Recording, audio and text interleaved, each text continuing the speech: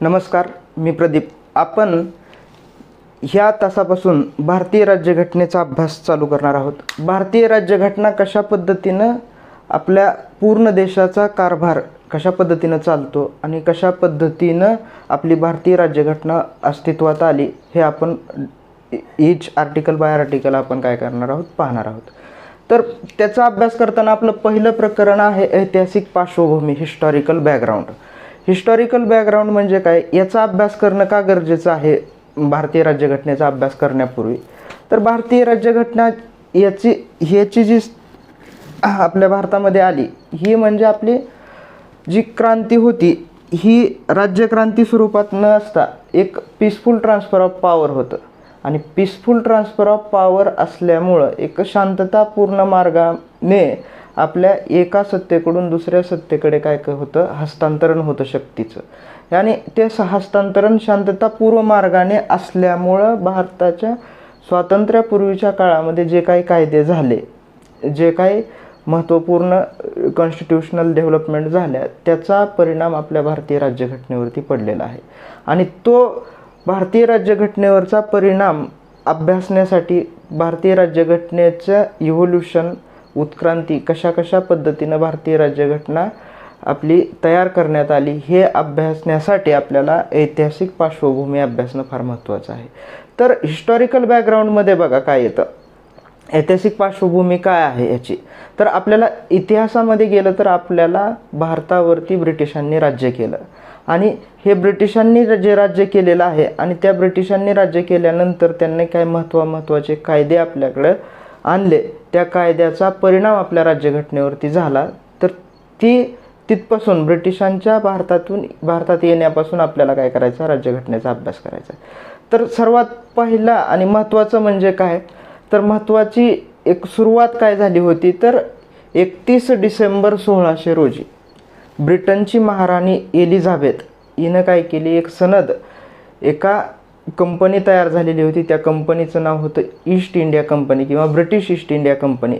तर त्या British east India कंपनीला पूर्वेकडील देश म्हणजे इंडिया, भारत असेल, हा इंडिया किंवा साऊथ ईस्ट एशियन कंट्रीज ज्या आहेत म्हणजे आग्नेयेकडील देशांशी व्यापार करण्याची एक सनद दिली. आणि ही सनद कितीसाठी होती, ही सनद होती 15 वर्षासाठी. 15 वर्षासाठी ही सनद दिली आणि नंतर ही सनद काय होत गेली, रिन्यू होत गेली. तिचं नंतर काय केलं, पुनर्मूल्यांकन करून ही सनदचा कालावधी काय केला, वाढवत गेले. तर ही फार महत्त्वाची आपल्याला घटना झाली की 31 डिसेंबर 1600 रोजी ब्रिटिश ईस्ट इंडिया कंपनीची स्थापना झाली. आणि ह्या कंपनीला त्याच दिवशी 31 डिसेंबर 1600ला ब्रिटनची जी महाराणी आहे एलिझाबेथ हिनं काय केली, व्यापाराची सनद दिली. तर ह्या ईस्ट इंडिया कंपनीमध्ये काय होतं बघा, ह्या सनदेमध्ये ह्या ईस्ट इंडिया कंपनीचंच कॉन्स्टिट्यूशन आपण ह्याचीच घटना ह्याच्यामध्ये घालून दिलेली होती. तर सुरुवातीला ह्याच्यामध्ये काय होतं, एक गव्हर्नर होता, एक गव्हर्नर आणि बाकी 24 काय होते ह्याच्यामध्ये संचालक होते. एक गव्हर्नर होता आणि 24 मेंबर होते, ह्याच्यामध्ये सदस्य होते 24.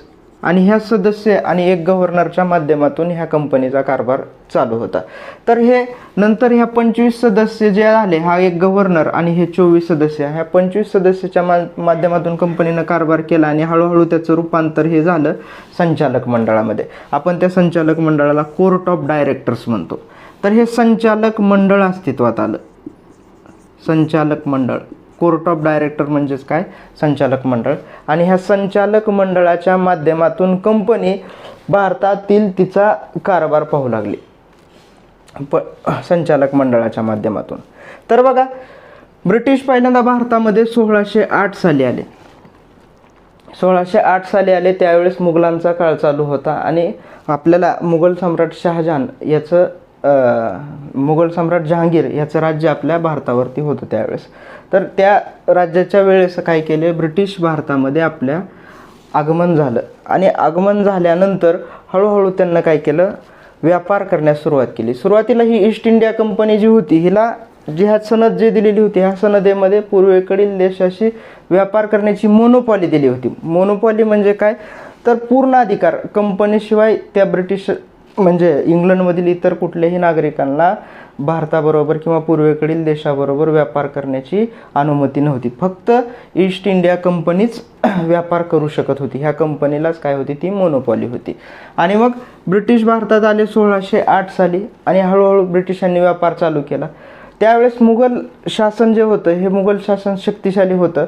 त्यानंतर मुघल शासन हळूहळू काय होत गेलं, डिसइंटिग्रेट होत गेलं, त्याचं विघटन होत गेलं. आणि सन 1707 रोजी औरंगजेब बादशहाचा मृत्यू झाल्यानंतर ब्रिटिश शासन काय केलं, अजून वेगाने काय केलं, डिसइंटिग्रेट झालं. शेवट म्हणजे मुघल सम्राट औरंगजेब हा शक्तिशाली होता आणि त्यानंतर येणारे मुघल जे राजे आहेत, बहादूर शाह पहिला असेल, त्यानंतर जहांगीर शाह, फरुखशेर, हे राजे असतील, हे राजे एकदम वीक राजे निघाल्यामुळं सर्वोच्च सत्ता जी भारतातली होती, केंद्रीय सत्ता, मुघल शासन, हे काय व्हायला लागलं, विघटन व्हायला लागलं, त्याचं डिसइंटिग्रेशन व्हायला लागलं आणि ब्रिटिशांनी हळूहळू पाय रोवायला चालू केले. तर सुरुवातीला ब्रिटिशांनी जी आपण टेरिटोरियल पॉवर म्हणतो, प्रादेशिक सत्ता हातात घेतली, ही मुंबईची घेतली. मुंबई, त्याला त्यावेळेस बॉम्बे म्हणायचे. ह्या बॉम्बे ह्या शहराची घेतली फक्त. तर ह्या बॉम्बे ह्या शहरामध्ये काय होतं, तर हे बॉम्बे हे शहर किंवा हे बेट होतं बॉम्बे, हे बेट ब्रिटनला कशामध्ये, ब्रिटनने कंपनीला 10 पौंडावरती काय केलं होतं, वार्षिक 10 पौंड एवढ्या रकमेवरती किरायाने किंवा भाडेपट्ट्याने ह्या ब्रिटिश ईस्ट इंडिया कंपनीला दिलं होतं. आणि त्या ब्रिटिश ईस्ट इंडिया कंपनीला 1669 साली देण्यात आलं होतं. आणि 1669 साली दिल्यानंतर ब्रिटिशांनी तिथं त्यांचं व्यापारी ठाणी तयार केली, त्यांच्या फॅक्टऱ्या तयार केल्या, गोदामं तयार केली आणि तिथल्या ठिकाणच्या लोकांवरती कारभार चालू केला पहिल्यांदा. त्यानंतर आपल्याला ब्रिटिश हे जे आहेत, ह्यांची महत्त्वपूर्ण प्रादेशिक शक्ती किंवा प्रादेशिक सत्ता, टेरिटोरियल पॉवर कुठं अस्तित्वाला आली, आणि ती आली म्हणजे कुठं, बंगाल प्रांतामध्ये. बंगाल प्रांतामध्ये. तर बंगाल प्रांतामध्ये ही प्रादेशिक सत्ता अस्तित्वात आली. त्याच्यामध्ये 2 लढाया फार महत्त्वाच्या ठरतात. त्या लढाया म्हणजे कुठली, एक म्हणजे सन 1757ची प्लासीची लढाई.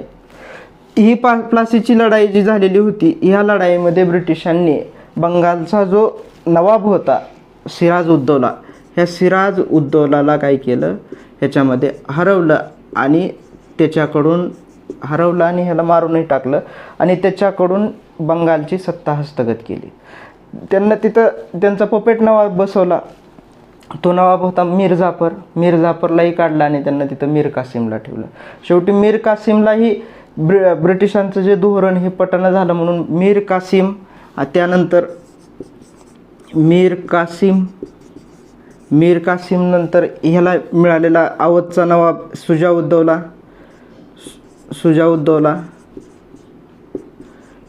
मीर कासिम, सुजाउद्दौला आणि मुघल सम्राट शाह आलम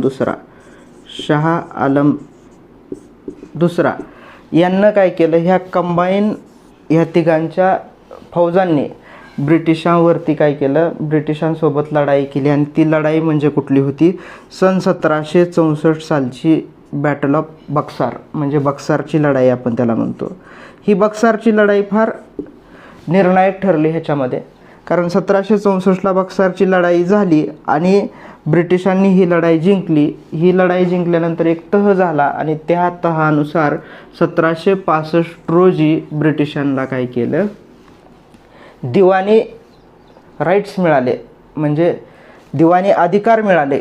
कशावरती अधिकार मिळाले दिवाणीचे, तर बंगालचा जो प्रांत आहे, हा बंगाल प्रांत, बंगाल, बिहार आणि ओरिसा इथल्या प्रांतामधील दिवाणी गोळा करण्याचे, म्हणजे महसूल आणि तिथलं जे सिव्हिल जस्टिस होतं, म्हणजे नागरी न्यायाचं जे अधिकार होते, हे 1765 नुसार त्यांना मिळाले.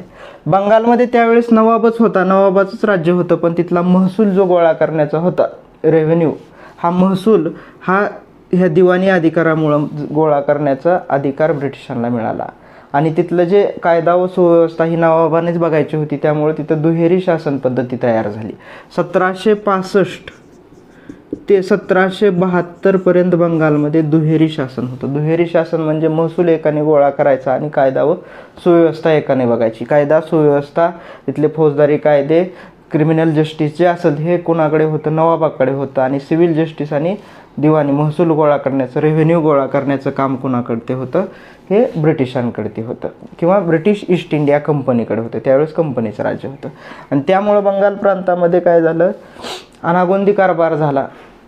म्हणून ब्रिटिशांनी एक समिती नेमली ब्रिटिश शासनामध्ये आणि त्या समितीवरती किंवा ब्रिटिश संसदेमध्ये त्याच्यावरती चर्चा झाली आणि त्या चर्चेनुसार काय झालं, वेगवेगळे नियामक कायदे तयार करण्याचे ठरले गेले. तर नियामक कायदे आपल्याला हे पाहताना ब्रिटिशांची ऐतिहासिक पार्श्वभूमी पाहताना आपल्याला पहिल्यांदा याचे 2 भाग करता येतात म्हणजे स्वातंत्र्यापूर्वीचे. पहिला भाग म्हणजे होता तो कंपनीचं शासन. कंपनीचं शासन जे आहे ते नियामक कायदा 1773 म्हणजे रेग्युलेटिंग ॲक्ट 1773 पासून 1857 जो उठाव झाला, ह्या उठावापर्यंत भारतावरती काय होतं, हे ईस्ट इंडिया कंपनीचं जी 31 डिसेंबर 1600 रोजी स्थापन झाली होती, हिचं राज्य होतं. आणि त्यानंतर म्हणजे 1857चा उठाव झाला आणि ब्रिटिशांनी काय केलं, गडबडीमध्ये ब्रिटिशांनी जे कंपनी राज्य भारतामध्ये चालवत होती ते कंपनीनं चालवत असलेलं राज्य स्वतःच्या ताब्यात घेतलं. आणि ते म्हणजे काय आहे, तिथून 1858 पासून राणीच्या जाहीरनाम्यापासून तर हे 1858 पासून 1947 पर्यंत हे काय केलं, ब्रिटिश सम्राटाचं किंवा क्राऊन रूल हा डायरेक्ट म्हणजे ब्रिटिशांचं डायरेक्ट ह्याच्यावरती भारतावरती राज्य आलं. असं 2 ह्याच्यामध्ये विभाजन करता येतं. तर बघा, तर कंपनीचं शासन होतं 1773 पासून 1858 पर्यंत आणि त्यानंतर 1858 पासून 1947 पर्यंत हे जे राज्य होतं हे ब्रिटिशांचं डायरेक्ट राज्य होतं. त्याला क्राऊन रूल इन इंडिया म्हणतो आपण. तर हे जे डायरेक्ट राज्य होतं हे 1773 पासूनही काय केलं, ब्रिटिशांनी जे कंपनीला सनद दिली जायची, ही सनद दिली जायची त्या प्रत्येक सनदेमध्ये म्हणजे 1773ची जी चार्टर ॲक्ट होता, 1773ला जी ब्रिटिशांना सनद दिली त्या सनदेमध्ये त्यांना डायरेक्ट इनडायरेक्ट कंपनीवरती ब्रिटिश संसदेचं किंवा ब्रिटिशाच्या शासनाचं डायरेक्ट त्याच्यावरती प्रभाव टाकण्यास चालू केलं. प्रभाव टाकण्यास चालू केलं म्हणजे कशा पद्धतीनं प्रभाव टाकला त्यांना, कंपनीचं जे कंट्रोल होता, कंपनी त्यावेळेस राजसत्ता बनलेली होती भारतामध्ये. राजसत्ता म्हणजे बंगाल प्रांत हा तिच्या ताब्यात आलेला होता आणि हळूहळू कंपनी काय करायला लागलेली होती, पाय पसरणार होती, दुसरे प्रादेशिक सत्ता घेणार होती. त्यामुळं ब्रिटिशांनी काय केलं, त्या कंपनीवरती त्यांचा प्रभाव टाकण्यास चालू केलं, कंपनीवरती कंट्रोल त्यांचा आणण्यास चालू केलं आणि कंपनीचं व्यवस्थापन जे आहे ते ॲडमिनिस्ट्रेशन हे सुधारण्यासाठी वेगवेगळे चार्टर ॲक्ट तयार केले. ते दर 20-20 वर्षांनी रिन्यू केले. 1773ला एक आला, त्यानंतर 1793ला एक आला, 1813ला एक आला, 1833ला एक आला, 1853ला एक आला. असे 20-20 वर्षांनी हे चार्टर ॲक्ट काय केले, रिन्यू केले. त्यांच्या सनदी ज्या होत्या, कंपनीला दिलेली जी परमिशन होती, परवानगी, ह्या रिन्यू केल्या.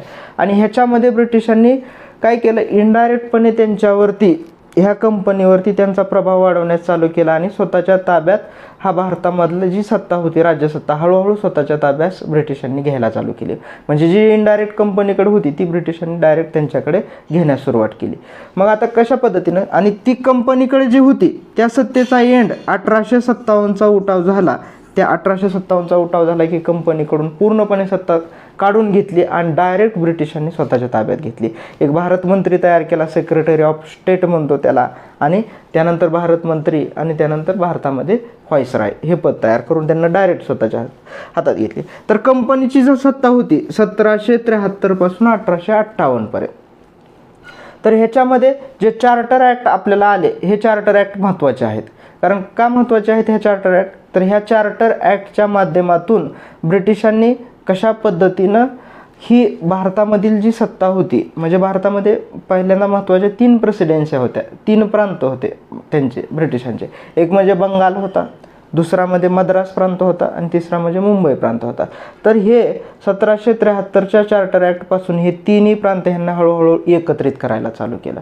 आणि हे तिन्ही प्रांत एकत्रित केल्यानंतर ह्या तिन्ही प्रांताकडे जी वेगवेगळी ताकद होती कायदे करण्याची असेल किंवा इतर ताकदी असतील, ह्या सेंट्रलायझेशन केलं. त्यांचं त्या कायदे करण्याच्या ताकदीचं केंद्रीकरण केलं, म्हणजे एका सत्तेकडे घेतलं. आणि हे केंद्रीकरण हळूहळू 1833ला सर्वोच्च केंद्रीकरण केलं कारण 1833च्या चार्टर ॲक्टमध्ये त्यांना भारत शासन असं तयार केलं, गव्हर्नमेंट ऑफ इंडिया तयार केलं. जोपर्यंत काय होतं, बंगालचं गव्हर्नर होता, त्या बंगालचा गव्हर्नर काढला आणि गव्हर्नर जनरल ऑफ इंडिया असं नाव दिलं त्याला. तर हे केंद्रीकरण केलं. ते केंद्रीकरण कशा पद्धतीने केलं हे आपण प्रत्येक चार्टर ॲक्टच्या माध्यमातून ह्याच्यामध्ये पाहणार आहोत. तर आता आपण पहिला चार्टर ॲक्ट पाहू, 1773चा रेग्युलेटिंग ॲक्ट. 1773चा रेग्युलेटिंग ॲक्ट हा नियामक कायदा, याला आपण काय म्हणतो, नियामक कायदा. 1773 हा सर्वात महत्त्वाचा कायदा आहे कंपनी शासनामधला. कंपनीचं शासन जे आहे हे ब्रिटिशांनी काय केलं, हळूहळू केंद्रीकृत करण्याचा प्रयत्न चालू केला. तर ब्रिटिश संसदेच्या माध्यमातून हा पहिला लिखित कायदा आला, तो म्हणजे रेग्युलेटिंग ॲक्ट 1773, याला नियामक कायदा. तर ह्या नियामक कायद्याअंतर्गत काय काय झालं ह्याच्यामध्ये, तर ब्रिटिशांनी कशा पद्धतीनं भारतावरती कंट्रोल वाढवायला चालू केली. एक म्हणजे हा कायदा महत्त्वपूर्ण कशासाठी ठरतो, तर ब्रिटिशांनी हा एक लिखित कायदा केलेला आहे कंपनीचा. आणि ह्याच्या अंतर्गत यांना काय तयार केलं की पहिल्या ज्या 3 प्रेसिडेन्सी होत्या, 3 प्रांत होते आपले, एक म्हणजे बंगालचा, दुसरा मद्रासचा आणि तिसरा बॉम्बे प्रांत होता. तर हे तिन्ही वेगवेगळे स्वतंत्र होते, त्यांच्या स्पेअरमध्ये स्वतंत्रपणे कारभार करत होते. तर हे तिन्ही प्रांत काय केले, एकत्रित करायला चालू केलं. कशा पद्धतीने केलं, तर पहिला गव्हर्नर होता बंगालचा गव्हर्नर. हा बंगालचा गव्हर्नर ह्यांना ठेवला नाही, ह्याला पदनाम ह्याचं चेंज केलं. ह्याचं चेंज काय केलं, तर हा केला गव्हर्नर जनरल ऑफ बंगाल तयार केला. गव्हर्नर जनरल ऑफ बंगाल तयार केला आणि ह्याच्या अंडर मद्रास आणि बॉम्बे ह्या 2 प्रेसिडेन्स्या ह्याच्या अंडरमध्ये आणण्यात आल्या. ह्याला सबऑर्डिनेट तयार केलं, ह्याच्या दुय्यम तयार केल्या. हा बंगालचा गव्हर्नर जनरल होता, ह्याला गव्हर्नर जनरल ऑफ बंगाल असं पदनाम दिलं. आणि तो पहिला गव्हर्नर जनरल आहे वॉरन हेस्टिंग्स. आणि ह्या गव्हर्नर जनरल ऑफ बंगाल आहे, ह्याला 4 सदस्याचं एक मंडळ दिलं सोबत काम करण्यासाठी. ह्याच्यासोबत 4 काउन्सिलर दिले, 4 सदस्य दिले ह्याला मदत करण्यासाठी. हा महत्त्वपूर्ण ह्या कायद्यामधला हा एक मुद्दा आहे. दुसरा म्हणजे ह्यांना काय केलं, बंगालमध्ये कलकत्त्याला सुप्रीम कोर्टाची, सर्वोच्च न्यायालयाची काय केली, स्थापना केली. सर्वोच्च न्यायालयाची स्थापना 1774 साली कलकत्ता येथे स्थापन केली ह्या कायद्याअंतर्गत. दुसरं महत्त्वाचं काय केलं, तर कंपनीचे जे कर्मचारी होते, जे कामगार होते, जे सर्वंट्स होते, ह्यांना त्यांचा जो स्वतः खाजगी व्यापार करत होते किंवा यांच्याकडून इथले राजे महाराजे धनिक लोक जे होते यांच्याकडून जे गिफ्ट्स वगैरे घेत होते, हे गिफ्ट्स घेण्याला काय केली, बंदी घातली. यांना काय केलं, तुम्ही स्वतःचा खाजगी व्यापार करायचा नाही, जो काय असेल तो कंपनीचा व्यापार केला. म्हणून त्यांना काय केलं, it prohibited servants of the company from the private trade. Private trade म्हणजे जो स्वतःचा खाजगी व्यापार करत होते, तो खाजगी व्यापाराला बंदी घातली त्यांच्या कर्मचाऱ्यांना. आणि ह्याच्यामध्ये काय केलं, कंपनीचं जे कोर्ट ऑफ डायरेक्टर होतं, जे कंपनीचं ॲडमिनिस्ट्रेशन प्रशासन पाहत होतं, तर ते कंपनीचं कोर्ट ऑफ डायरेक्टर्स हे जे संचालक मंडळ आहे कंपनीचं, ह्या संचालक मंडळाला, कंपनीच्या संचालक मंडळाला यांनी त्या कायद्यामध्ये अशा सूचना केल्या, असं लिखित स्वरूपात घातलं की जे भारतामध्ये कंपनीच्या माध्यमातून जे महसुली उत्पादन असेल की नागरी प्रशासन असेल, त्यानंतर सैनिकी प्रशासन असेल किंवा कोणती युद्धनीती असेल, हे जेवढे काय भारतामध्ये अफेअर्स तुम्ही म्हणजे काही उलाढाली करतायत, हे सगळं कोर्ट ऑफ डायरेक्टरनं काय करायचं, ब्रिटिश संसदेला रिपोर्ट करायचं, त्यांना अहवाल द्यायचा. हे ह्या कायद्याचे महत्त्वपूर्ण नियम आहेत, म्हणजे ह्या कायद्यामध्ये घातून घेतलं. तर ह्या कायदा महत्त्वपूर्ण ठरतो ह्याच्यासाठी की ह्या कायद्यापासून, ह्या रेग्युलेटिंग ॲक्ट 1773 पासून कंपनीला दर 20 वर्षांनी एक सनद मिळायला चालू झाली. म्हणजे कंपनीचं प्रशासन भारतामध्ये किती दिवस चालेल हे ब्रिटिश संसद घालून द्यायला लागली. ते म्हणजे दर 20-20 वर्ष अशा पद्धतीनं वाढवायला लागली. 1773चा रेग्युलेटिंग ॲक्टनंतर परत सनदी कायदे चालू झाले. चार्टर ॲक्ट म्हणतो आपण त्याला. तो पहिला सनदी कायदा आला 1793ला. आणि जसं जसं सनदी कायदे आले तसं तसं ब्रिटिशांनी काय केलं, कंपनीवरची जी पकड काय केली, मजबूत म्हणजे त्याच्यावरती पकड वाढवायला चालू केली. आणि दुसरं म्हणजे कंपनीचं भारतामधलं जे शासन होतं हे केंद्रीकृत करण्यास सुरुवात केली. केंद्रीकृत म्हणजे काय, जे पहिलं विखुरलेलं होतं. आता इथं बघा, पहिल्यांदाच काय केलं, गव्हर्नर ऑफ बेंगाल जो आहे तो स्वतंत्र होता. मद्रासचा गव्हर्नर तो पण स्वतंत्र होता. इकडं बॉम्बेचा गव्हर्नर तो पण स्वतंत्र होता. तर हे स्वतंत्र न ठेवता बेंगालचा गव्हर्नरला काय केलं, गव्हर्नर जनरल केलं. आणि जे 2 मद्रासचे एक गव्हर्नर आहे आणि जो बॉम्बेचा गव्हर्नर आहे ह्यांना ह्याच्या सबऑर्डिनेट केलं, म्हणजे ह्याच्या हाताखाली आणलं. अशा पद्धतीनं काय केलं, हा सर्वोच्च झाला आणि ते त्याचे सबऑर्डिनेट झाले. तर हे म्हणजे कंपनीचं भारतातील जे पूर्ण प्रादेशिक शक्ती म्हणून कंपनी उदयास आलेली होती त्याचं जे प्रशासन होतं हे प्रशासन काय करायला सुरुवात झाली, केंद्रीकृत करायला सुरुवात झाली. म्हणून ह्या रेग्युलेटिंग ॲक्ट 1773चा महत्त्वपूर्ण ठरतो. आता ह्या रेग्युलेटिंग ॲक्टमध्ये काही चुका होत्या. ह्या चुका एक 1783चा अमेंडिंग ॲक्ट आला 1781चा, त्या अमेंडिंग ॲक्टनुसार ह्या चुका, आणि त्यानंतर 1784चा पिट्स इंडिया ॲक्ट, हे 2 ॲक्ट महत्त्वपूर्ण ठरतात. तर 1773चा जो नियामक कायदा होता रेग्युलेटिंग ॲक्ट, ह्याच्यामध्ये काही ज्या त्रुटी होत्या त्या त्रुटी दूर करण्यासाठी हा 1781चा अमेंडिंग ॲक्ट म्हणजे हा दुरुस्ती कायदा आणण्यात आला. ह्यालाच ॲक्ट ऑफ सेटलमेंट असंही म्हटलं जातं. तर हा दुरुस्ती कायदा आणला. तर ह्या दुरुस्ती कायद्याचा बेस काय होता, जे सुप्रीम कोर्ट तयार झालं होतं कलकत्त्याला, त्याचा जो सरन्यायाधीश होता सर इलियास इम्पे, यांच्यामध्ये आणि गव्हर्नर जनरलमध्ये जे भांडण होतं हे भांडण दूर करण्यासाठी हा कायदा मुळात आणलेला गेलेला होता. तर बघा, या कायद्यामध्ये काय केलं, सुप्रीम कोर्ट जे तयार झालेलं होतं सर्वोच्च न्यायालय, ह्याची पोझिशन काय केली, वीक बनवण्यात आली. ह्याची शक्ती काय केली, छाटण्याचा प्रयत्न केला, कमी करण्यात आली. ह्याच्या अंतर्गत म्हणजे ह्या सर्वोच्च न्यायालयाच्या अंतर्गत काय ठेवण्यात आलं फक्त, की सर्वोच्च न्यायालयानं फक्त कलकत्त्यामध्ये अंतर्गत जे लोक आहेत, तिथले जे नागरिक आहेत, त्यांचेच फक्त जे येणारी प्रकरणं आहेत हीच प्रकरणं फक्त तुम्ही पहा, असं ह्या कायद्याअंतर्गत सांगण्यात आलं. आणि जे हिंदूंचे प्रकरणं असतील ते हिंदू पर्सनल लॉ जो असेल, आणि मुस्लिमांचे प्रकरणं असतील जो मुस्लिम पर्सनल लॉ असेल, ह्या कायद्यानुसार तुम्ही प्रकरणं पहा, एवढंच सुप्रीम कोर्टाला सांगण्यात आलं. आणि बाकीचं जे आहे म्हणजे गव्हर्नर, त्यानंतर त्याची जी कार्यकारी मंडळ असेल, गव्हर्नरचे कौन्सिल असेल, जे 4 सदस्याचं तयार केलेलं होतं रेग्युलेटिंग ॲक्ट 1773नुसार, त्यानंतर कंपनीचे जे नागरिक कंपनीचे जे कर्मचारी असतील, ह्याच्यावरचं जे नियंत्रण आहे सुप्रीम कोर्टाचं हे काढण्यात आलं. हे आता सुप्रीम कोर्टाच्या न्यायकक्षेत येणार नव्हते, सर्वोच्च न्यायालयाच्या न्यायकक्षेत येणार नव्हते. तर ह्याच्यामध्ये गव्हर्नर जनरल असेल, त्याचे कौन्सिल असतील सदस्य, त्यानंतर कर्मचारी असतील, हे कर्मचारी, त्यानंतर ते जे त्यांचे महसुली उत्पादन गोळा करण्याचं असेल, हे सगळे जे मॅटर होते हे सुप्रीम कोर्टाच्या कार्यकक्षेतून काढण्यात आलं. म्हणजे हा कायदा जो आहे तो महत्त्वपूर्ण कशासाठी ठरतो, तर ह्यानं काय केलं की सुप्रीम कोर्टाची जी पोझिशन आहे ही वीक केली.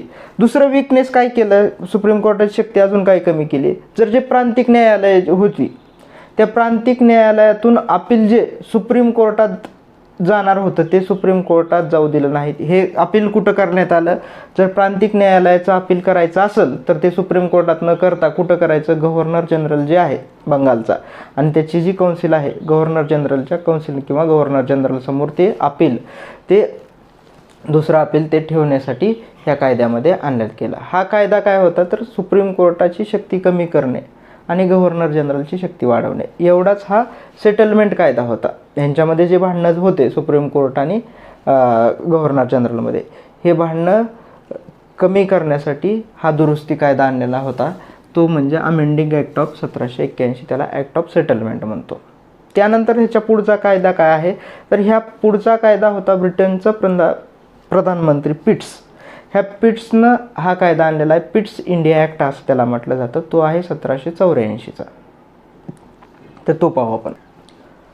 पुढचा जो महत्त्वाचा कायदा आहे, जो 1773चा रेग्युलेटिंग ॲक्ट आला, त्यानंतर त्याच्यामध्ये ज्या त्रुटी आहेत त्या त्रुटी 1781च्या कायद्यानुसार दुरुस्त करण्याचा प्रयत्न केला. तर 1781चा जो कायदा आहे हा दुरुस्तीचा कायदा होता. अमेंडमेंट ॲक्ट होता 1773साठीचा. त्यानंतर नेक्स्ट महत्त्वाचा कायदा आला पिट्स इंडिया ॲक्ट. आता हळूहळू काय व्हायला लागलं आहे बघा, हळूहळू ब्रिटिश शासन जे आहे, ब्रिटिशांची जी पार्लमेंट आहे ती कंपनीवरती त्यांची पकड काय करायचं चालू केलं आहे, मजबूत करण्याचा प्रयत्न चालू झालेला आहे. आता ह्या कायदा पिट्स इंडिया ॲक्ट हा ब्रिटिशांचा पंतप्रधान जो होता पिट्सनं मांडलेला होता. आणि ह्या कायद्यानुसार काय म्हटलं गेलं की आता कंपनीचं शासन चालू आहे भारतामध्ये. आणि कंपनीचं शासन चालू आहे म्हणजे कंपनी आहे, ती कंपनीनं आता काय केलेली, राजकीय सत्ता पण हस्तगत केलेली आहे तिथं. राजकीय सत्ता म्हणजे प्रादेशिक, म्हणजे एक भूभाग कंपनीच्या ताब्यात आहे आणि तो भूभाग कंपनी काय करते, मॅनेज करते. आणि त्याचबरोबर कंपनी व्यापार पण करते. तर मग असं चालणार नाही. तर त्यासाठी त्यांनी काय केलं, तर कंपनीचे जे दोन महत्त्वाच्या कार्य आहेत हे कार्य काय केले, सेपरेट केले. एक म्हणजे कोणतं होतं, तर ह्यांना काय केलं, त्याचं सेपरेशन कसं केलं, तर कंपनीचं जे व्यापारी कार्य आहे, कमर्शियल जे आहे व्यापारी कार्य, आणि दुसरं म्हणजे राजकीय कार्य आहेत, हे दोन्ही वेगवेगळे केले. तर कंपनीला काय सांगितलं की तुमचं जे कोर्ट ऑफ डायरेक्टर आहे, जे तुमचं संचालक मंडळ आहे, कोर्ट ऑफ डायरेक्टर